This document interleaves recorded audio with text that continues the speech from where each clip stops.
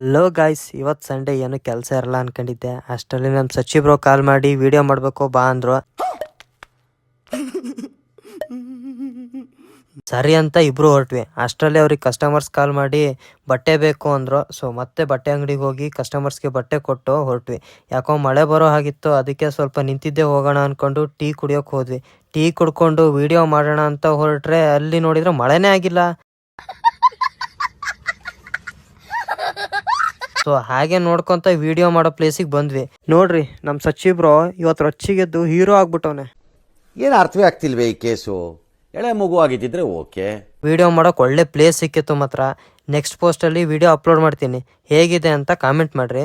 ಇಲ್ಲಿ ವಿಡಿಯೋ ಮಾಡೋದು ಮುಗೀತು. ಇಲ್ಲಿಂದ IB ಪಾರ್ಕಿಗೆ ವಿಡಿಯೋ ಮಾಡ್ಕೊಳ್ಳೋಣ ಅನ್ಕೊಂಡ್ವಿ. ಸೊ IB ಪಾರ್ಕಿಗೆ ಹೋಗಿ ಅಲ್ಲೂ ವಿಡಿಯೋ ಶೂಟ್ ಮಾಡ್ಕೊಂಡ್ವಿ. ಎಲ್ಲ ವಿಡಿಯೋ ಶೂಟ್ ಮುಗೀತಲ್ಲ, ಇನ್ನೇನು ಮನೆಗೆ ಹೋಗೋದು ಅನ್ಕೊಂಡು ಮತ್ತೆ ಹೊರಟಿದ್ವಿ.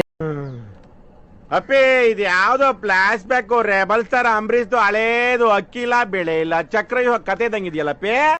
ನಮ್ಮ ಸಚಿವರು ಟೀ ಕುಡ್ಕೊಂಡು ಹೋಗೋಣ ಬಾ ಅಂತ ಅಂದ್ರು. ಸೊ ಅಲ್ಲಿಂದ ಸೀದಾ ಕರ್ಣ ಕೆಫೆಗೆ ಹೋಗಿ ಒಂದು ಟೀ ಕುಡ್ಕೊಂಡು ಸೀದಾ ಮನೆ ಕಡೆಗೆ ಬಂದ್ವಿ.